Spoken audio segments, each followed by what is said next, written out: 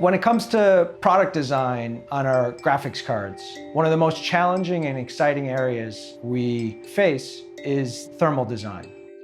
If you were to design a GPU card without a fan, without a cooling solution directly attached to it, the GPU would settle at around 760 degrees Celsius, which is about 100 degrees hotter than the melting point of aluminum. At the core of thermal engineering is the first law of thermodynamics. And the first law of thermodynamics states that energy cannot be created or destroyed within a closed system. In the context of the GPU, the graphics card can be considered as a closed system. So energy flows into the graphics card in the form of electrical energy. Inside the graphics processor itself, that energy is converted into heat, and that heat then flows out through the thermal solution. There are three modes of heat transfer that we use to get heat out of the GPU. There's thermal radiation, where heat is transferred from one higher temperature surface to another lower temperature surface. There's conduction, which is where heat is transported through a solid object or from one solid object to another solid object. And there's convection, where heat is transported from a solid object to a liquid or a gas.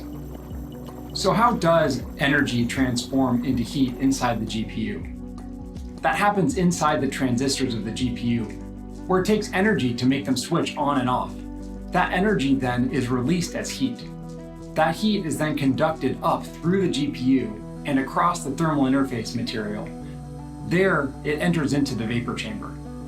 When the heat enters the vapor chamber, it hits water inside, where the water evaporates, and then the air blowing across the fins removes the heat from the fins. Previous generations had a base plate that provided the mechanical structure for the PCB and for the heatsink. The problem is that this base plate was in a thermally critical area of the design. To achieve even more cooling performance, we have to move more air through the system.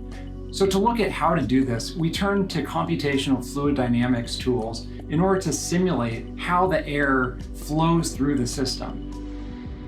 In order to achieve this perfect airflow, we have to remove the constraints that we had before. We have to change the PCB. We have to move the fans. We need to change the software stack that's controlling the fans. As we move forward, we're taking a holistic approach, because making a GPU isn't all about the thermal solution.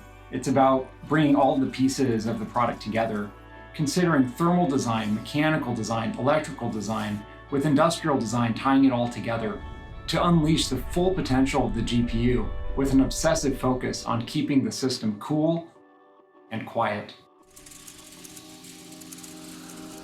Most of the disciplines got to have lofty dreams and come up with solutions. At the center of all of those teams is our mechanical engineers. The mechanical engineer's job is to take the dreams of all of the engineers in the team and to figure out how to pull that all together, turn it into something that we could not only design, but we could manufacture in high volume. The cooling solution is held to the PCB by springs.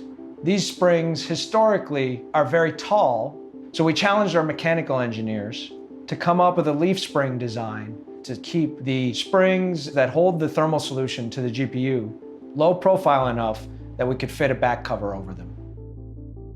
Our mechanical engineers explore every possible way to attach the GPU cooling solution to the graphics card while not cracking the die. Every product we build is vigorously tested to high quality standards. So our mechanical engineers are constantly being challenged by our entire company to develop things that have never been developed before. When we come up with a new architecture, we have lofty dreams for performance, but one of the things we'd also like to do is be able to generate more performance by getting more power into the GPU. Whenever we talk about GPU performance, it all comes from the more power you give and you can dissipate, the more performance you get. The biggest challenge Whenever you do a very high-end board and try to squeeze it in 6 to 7 inches, is the power density becomes really high. Whenever we talk about signal integrity, the first thing that comes to mind is crosstalk. Crosstalk is the phenomenon where you have two wires that whenever they're very close to each other, they start affecting each other. So you can see part of the signal that is on one show up on the wire next to it. This of course is bad because the information on one is seen on the wire next to it, and that could corrupt the information sent on the other side. The challenge in our designs is because they're so compact, it's very difficult to give space between adjacent signals. The way to mitigate it is, of course, using more layers on the PCB and have awesome layout engineers. One of the components that we reduced the size significantly was the power connector. And we designed a new connector, which is smaller than the PCI Express connector, but actually end up carrying more power. Not too long ago, graphics cards were just a collection of FR4, a bunch of silicon, and a bunch of labels stuck on there to track the board or show its compliance.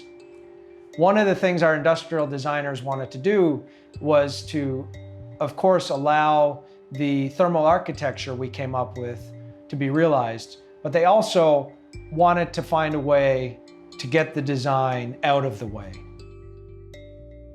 I think it's very common to see where functional and mechanical aspect of the design being sacrificed or compromised in the name of aesthetic. This is kind of like a new for new sake approach, which I think it lacks the real purpose of the design. Designing a GPU that satisfies both mechanical and thermal world in a perfect harmony is not an easy thing to do. As a design team, we try to create products where experience, function, and form go hand in hand. I think one of the hardest challenges for industrial designers is that you should try not to look at what's been done before. As soon as you start looking at what's been done before, you just naturally become stuck with it.